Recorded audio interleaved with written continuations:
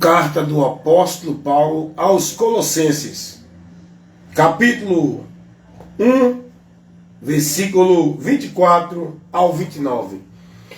Vamos ler esses 5 versículos para entender e conhecer aquilo que a gente aprende com as Escrituras, aquilo que a gente aprende direto de Deus, aquilo que a gente precisa conhecer. Vamos aprender aqui com a palavra de Deus. Colossenses capítulo 1, 24 ao 29, versículos.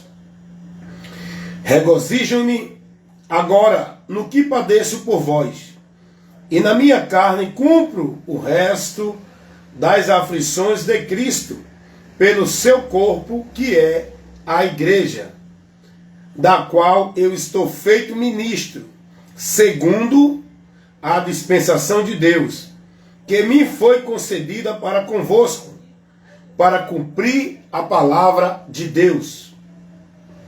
O ministério que esteve oculto todos os séculos e em todas as gerações, e agora foi manifesto aos seus santos, aos quais Deus quis fazer conhecer quais são a riqueza da glória deste ministério entre os gentios, que é Cristo em vós, esperança da glória, a quem anunciamos, ademoestando a todo homem e ensinando a todo homem em toda a sabedoria, para que apresentemo-nos todo homem perfeito em Jesus. Não tem perfeição fora de Jesus.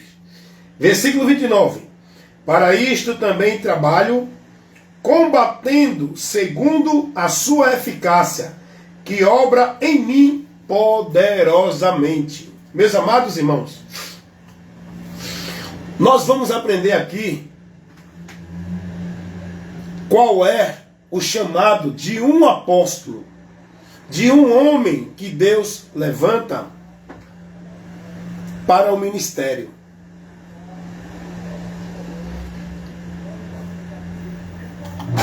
Vamos estar aprendendo e conhecendo. Bom dia. Tá ok? Nada. Vamos estar aprendendo o que nós precisamos para sair do engano e da mentira que esses muitos líderes que diz que é de Deus estão pregando para o povo. Fica e continua na mentira quem não segue a luz de Deus, a palavra, o ensino, a direção, a instrução. Olha o que Paulo vai aqui relatar. E a gente vai aprendendo, a Bíblia é para aprender. Você lê e o Espírito Santo vai aplicando em você o ensino que você precisa para ser edificado. Paulo vai chegar aqui, na sua carta aos Colossenses, capítulo 1, do versículo 24 ao 29 que nós lemos. Agora vamos entender o que lemos. Vamos tirar lições daqui. Versículo 24, Paulo vai dizer: regozijo-me agora no que padeço por vós. Na minha carne cumpro o resto das aflições de Cristo, pelo seu corpo, que é a igreja. Paulo, ele recebeu um chamado de Cristo para o ministério, onde ele vai padecer, onde ele vai sofrer aflições. Paulo não foi chamado para o ministério para enriquecer com esse ministério, para fazer do povo negócio dele, para ter lucro do povo. Paulo foi chamado a uma missão estreita, a uma vocação que Deus deu a ele. Não foi para ele criar seu comércio, seu negócio, seu império. Paulo foi chamado para o ministério para padecer. Quem prega o evangelho verdadeiramente, quem tem o chamado de Deus, é para o desconforto. O chamado de Deus não é para ninguém abrir igreja, sentar na cadeira de rei e ficar lá sendo servido pelo povo. O chamado de Deus não é para ninguém abrir igreja e fazer do povo negócio dentro dessa igreja, criando seus impérios, criando seu grande comércio, sua estrutura financeira. O chamado de Deus é para a gente se desgastar em amor das vidas, das pessoas, de almas. Aquelas que se convertem a Cristo, que são membros que formam a igreja de Deus. Nós temos que amar a igreja. A igreja que nós temos que amar não é uma instituição onde o homem cria a sua empresa, onde o homem cria o seu império, o seu reino, para você amar e cuidar e fazer prosperar. A igreja que nós temos que amar é pessoas que se convertem a Cristo. Isso aí é o que o povo precisa aprender. Igreja de Deus sou eu, é você, é aquele que está em Cristo, porque agora ele torna-se membro deste corpo que é chamado igreja, aonde nós temos que trabalhar pelo zelo, pelo amor, pelo cuidado um com o outro, porque nós somos parte do corpo, nós somos membros que formamos o corpo, e o membro trabalha em concordância para manter o funcionamento do corpo ligado à cabeça, na direção da cabeça. E Paulo vai dizer que ele se desgastou. Ele foi chamado para o ministério para padecer, sofrer aflições, para o trabalho do amor, pela vida das pessoas, pela igreja, pessoas. Não é pela igreja, ministério de ninguém. O povo hoje está amando. Eu amo a igreja de Deus, eu amo a casa de Deus, eu me dedico à casa de Deus. Que casa é essa? Que igreja é essa de Deus que tu se dedica? Tu está se dedicando à igreja, à casa do homem, não de Deus. Casa de Deus, igreja de Deus, são pessoas. Se dedicam ao amor, ao cuidado, à misericórdia, a ajudar, a se empenhar para socorrer e buscar exercer de misericórdia com pessoas. Não é com instituição, onde tu entrega e devota a tua vida, achando que é a igreja de Deus. É não. Olha o que Paulo vai dizer. E Paulo diz que se alegra, regozijo-me agora no que padeço por vós. Paulo tinha prazer no sofrimento, Paulo tinha prazer na dificuldade, quando ele sabia que isso era pela vida dos irmãos, era para manter os irmãos na fé, era para levar os irmãos ao conhecimento de Cristo. Paulo se alegrava no sofrimento, Paulo se alegrava na dificuldade. Ele diz, e na minha carne cumpro o resto da aflição de Cristo, pelo seu corpo que é a igreja. O corpo de Cristo é a igreja de Deus, que não é nenhum ministério batista, assembleia, congregação cristã no Brasil, presbiteriana, adventista, não é igreja católica, não é nenhuma igreja instituição. O corpo de Cristo, igreja, somos nós, pessoa, a quem nós temos que se dedicar, amar, cuidar. Não é uma instituição onde o povo mantém o funcionamento das instituições que são o império, negócio, comércio dos homens, chamada Igreja de Deus, Casa de Deus. Vai aprender o que é isso, irmão. E Paulo vai dizer no versículo 25, da qual eu estou feito ministro. Paulo, eu sou ministro dessa igreja, desse corpo. Não é de uma instituição. Paulo era ministro do corpo, foi chamado com uma função, onde ele recebeu a vocação para ministro da palavra, para a edificação do corpo. Pessoas. Paulo vai dizer, da qual agora estou feito ministro. A dispensação de Deus que me foi dada para convosco, para cumprir a palavra de Deus. Foi Deus que me deu a vocação, não foi pastor, nem papa, nem padre. Foi Deus que me capacitou e vocacionou para o ministério da palavra dele. Para quê? Para edificar o corpo. Não é para trabalhar para um ministério de homem. Não é para trabalhar para o crescimento do comércio dos homens. Não é para trabalhar restrito, preso dentro de uma limitação dos homens. Deus me deu o dom. Deus me deu a vocação para o ministério da palavra. Para trabalhar em favor do corpo, igreja de Cristo, pessoas. Não dentro de igreja de homens, sendo negócio de ministério. Propriedade de homens dentro de ministério, como hoje muitos que dizem que são profetas, são pastores, são negócio de homens, onde eles estão preocupados em cumprir o seu ministério dentro das igrejas dos homens, o reino dos homens. O reino de Deus não é nenhuma instituição religiosa. Paulo vai dizer que recebeu do próprio Deus o ministério, a vocação, o chamado para essa função no corpo, igreja de Deus. Versículo 26. O mistério que esteve oculto desde todos os séculos, em todas as gerações, e que agora foi manifestado aos santos. Que mistério é esse que Paulo está falando aqui? O mistério da manifestação do amor de Deus. Cristo foi anunciado aos homens lá no princípio da queda, e de lá para cá veio sendo anunciado, mas estava oculto, veio se manifestar agora, há 2000 anos atrás, com Cristo vindo ao mundo.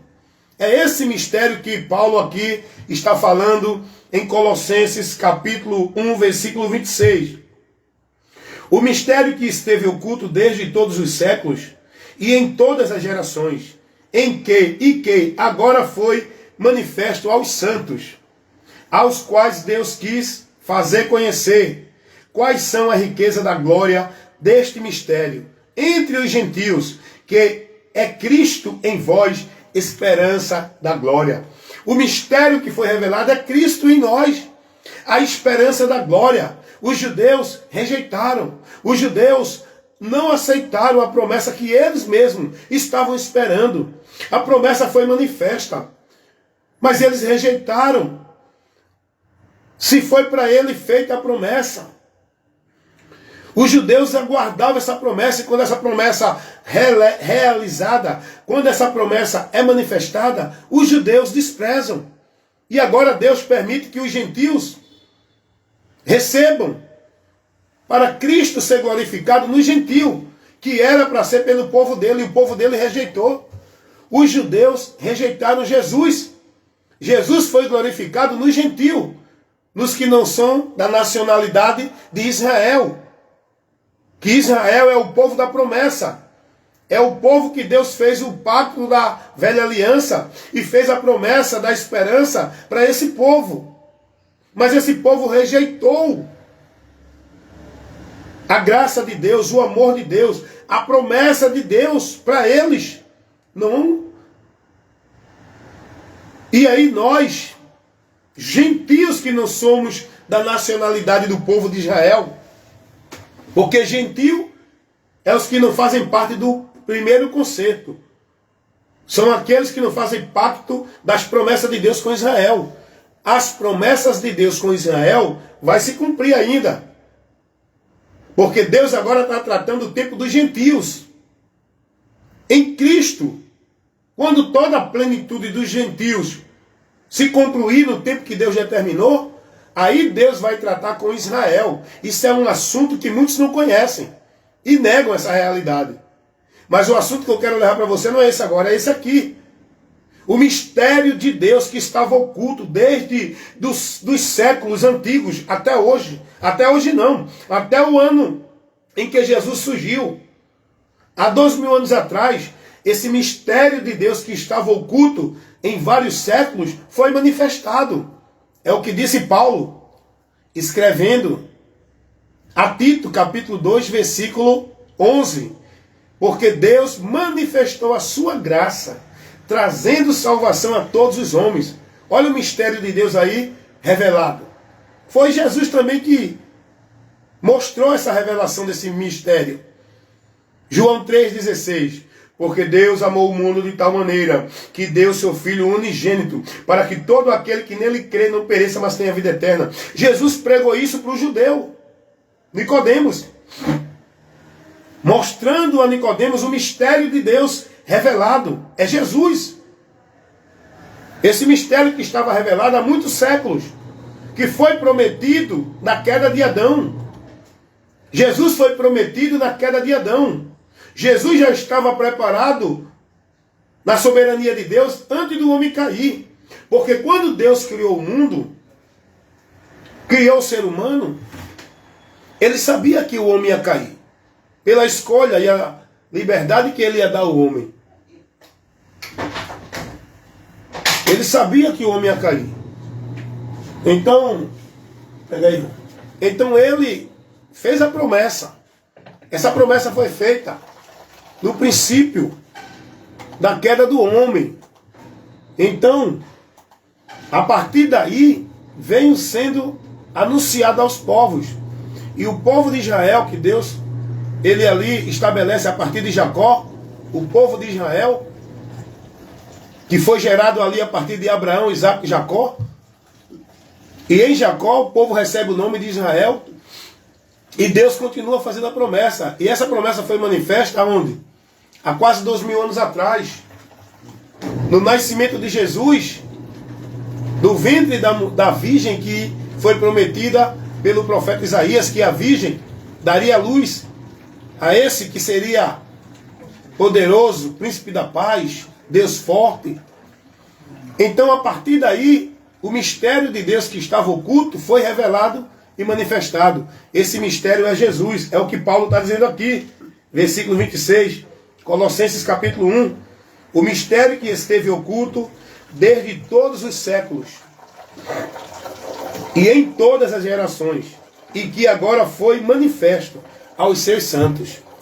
E no versículo 27, Paulo vai dizer: aos quais Deus quis fazer conhecer, os quais são a riqueza da glória deste mistério entre os gentios, que é Cristo em vós, esperança da glória. A esperança da glória é Cristo. Todos nós que estamos em Cristo, nós temos essa esperança da glória, essa esperança que nós estamos aguardando. Ela é em Cristo, é por Ele que nós temos a esperança. Não é por nenhum outro meio, não é por nenhum lugar, não é por nenhuma coisa, não é por nenhuma instituição, não é pelo que você faz. A esperança da glória eu só posso ter, estar nela, se tiver em Cristo. E Paulo vai dizer aqui, no versículo 28, a quem anunciamos, ademoestando a todo homem e ensinando a todo homem em toda a sabedoria, para que apresentemo-nos todo homem perfeito em Jesus Cristo. Paulo vai dizer, é esse mistério, esta glória que nós pregamos, que levamos o ensinamento para o povo, advertindo, orientando, instruindo, incentivando, para que eles tenham a sabedoria, o conhecimento de Cristo, para que eles venham a ser perfeitos no conhecimento de Cristo. Esse é o nosso trabalho, anunciar Jesus, levar o conhecimento de Cristo para o povo, porque foi Jesus que disse, aprendam de mim. Nós temos que aprender com Cristo, mas o homem que ensina, mas se o homem não estiver ensinando de Cristo para você, você está recebendo ensinamento anátema. O ensino que nós devemos receber é de Cristo, não é de usos imorais, de costume, de regras, de princípios, de norma de igreja. É de Cristo, por onde vamos ser edificados. Paulo vai dizer, no versículo 28, a quem anunciamos, ademoestando a todo homem e ensinando a todo homem em toda a sabedoria, para que apresentemos todo homem perfeito em Jesus Cristo. Ele ensina, ele ensinava, ele instruía, ele corrigia, ele advertia. Não era dentro de igreja, o povo dentro de obra, de ordenança, de regra, de princípio de igreja. Era em Cristo, irmão. Nós temos que ser instruído, corrigido, orientado por Cristo, em Cristo, na doutrina de Cristo. Era isso que Paulo pregava, e Paulo vai dizer no versículo 29, e para isto também trabalho, combatendo segundo a eficácia que opera em mim poderosamente. Paulo diz, eu trabalho para isso, para formar neles o conhecimento de Cristo. Eu trabalho com a eficácia, poderosamente, com a obra que Deus operou em mim, com a graça, com a vocação que Ele me deu para essa função, com essa vocação, para esse ministério. Trabalhar a correção, a instrução, a orientação, para que o povo tenha o conhecimento de Cristo, para que o povo seja formado em Cristo, para que o povo aprenda de Cristo, para que o povo seja perfeito em Cristo, não dentro de igreja, em vida religiosa. Esse é o trabalho do que tem a vocação para o ministério da palavra. Esse é o trabalho daqueles que Deus vocacionou com a vocação de pastor, profeta, evangelista, doutor, apóstolo. É para isso. Para sofrer, para padecer, pelo amor às vidas, para que o conhecimento de Cristo seja formado nas pessoas. E ninguém está preocupado aí com o conhecimento de Cristo formado em ninguém, rapaz. O que esses muitos líderes estão preocupados é que o povo esteja com a mente cauterizada, com a vida na dependência de igreja, para poder manter a casa dele, o reino dele, o império dele, o santuário deles, o negócio deles. Eles estão preocupados em fazer as pessoas ficar presas, alienadas, dependentes de igreja, robotizada, escravizada em obra, em trabalho de igreja, para manter o funcionamento deles e para eles usar do povo como negócio, grande negócio para eles. Os apóstolos receberam vocação, não foi para abrir igreja, não foi para ser o maioral, não foi para colocar uma cadeira de mestre e ficar sentado e o povo lá servindo e dizendo: ó mestre, ó mestre.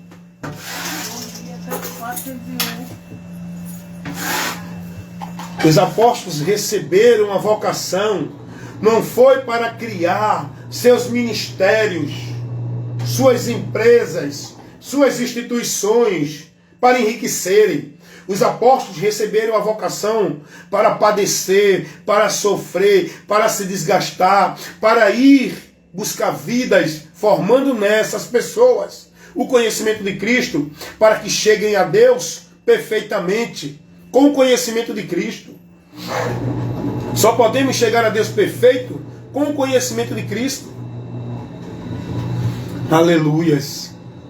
A gente aprende muito aqui, Colossenses 1, versículo 24 ao 29.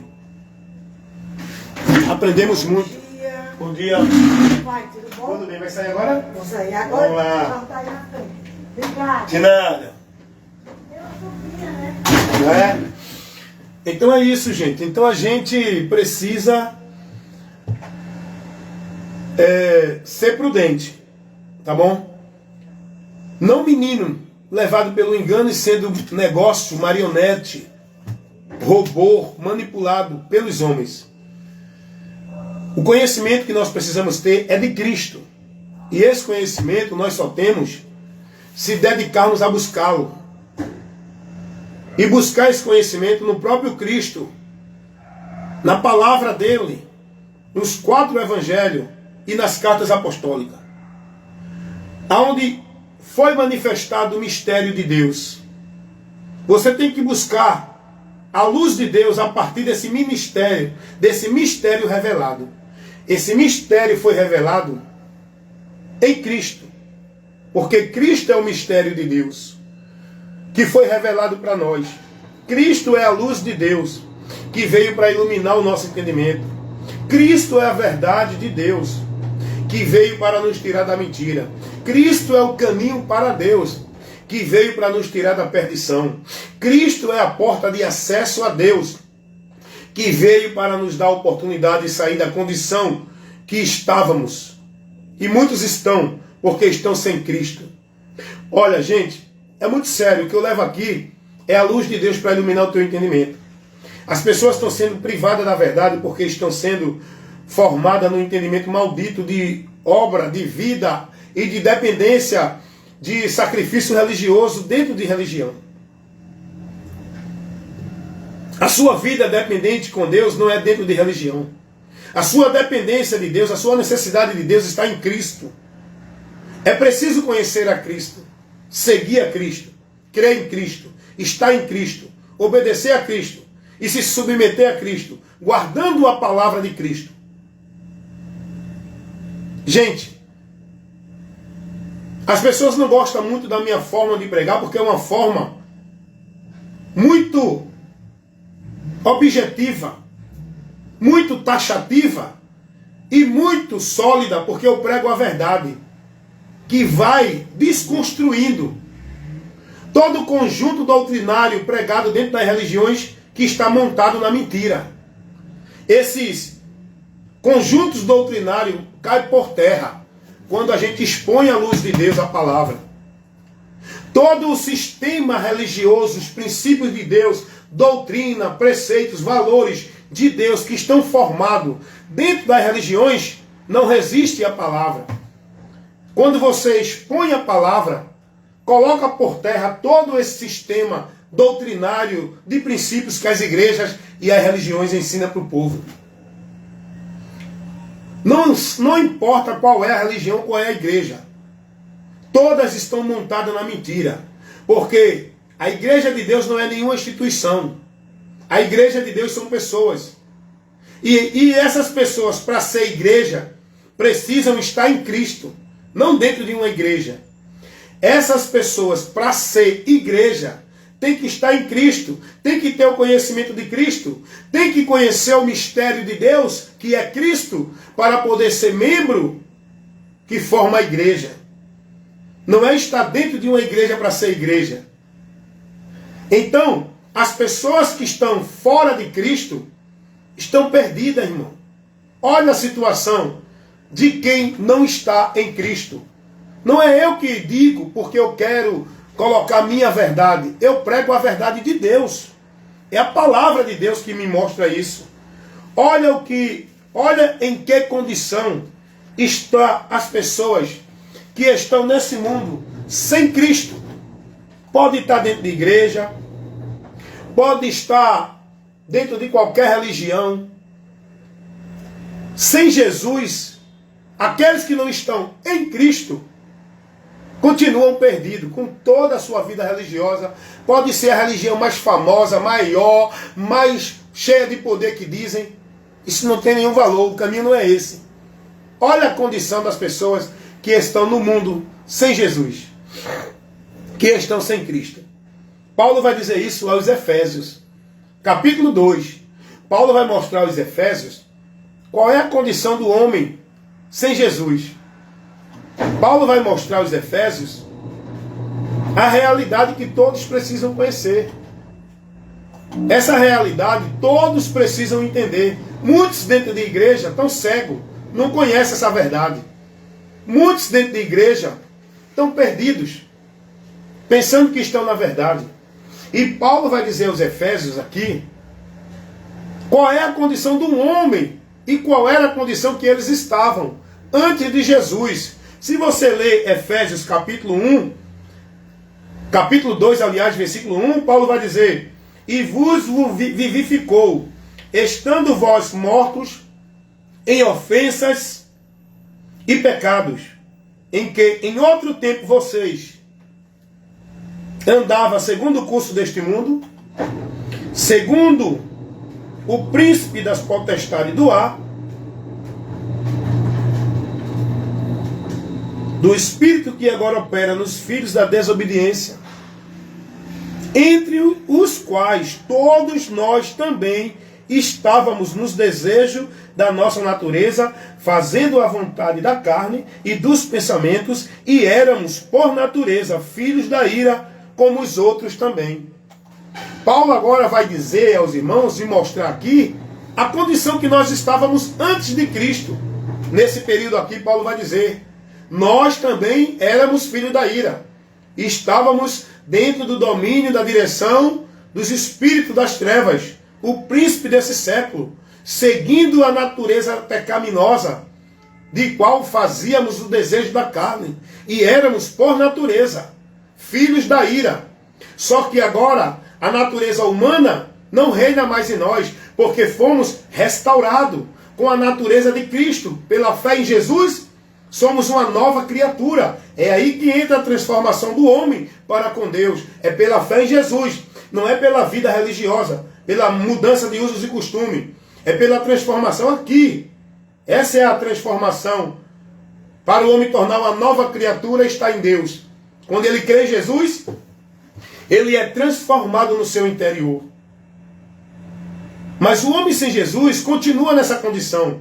E é aí que Paulo vai dizer, na mesma carta aqui de Efésios, capítulo 2, escuta o que Paulo diz no versículo 12.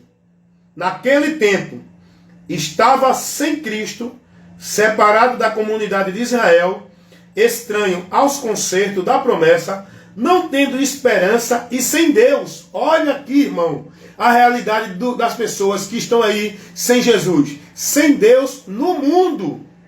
Versículo 13. Mas agora, em Cristo, vós que estava longe, pelo sangue de Jesus, já estáis perto, reconciliado, na comunhão. Essa é a realidade que muitos não querem enxergar.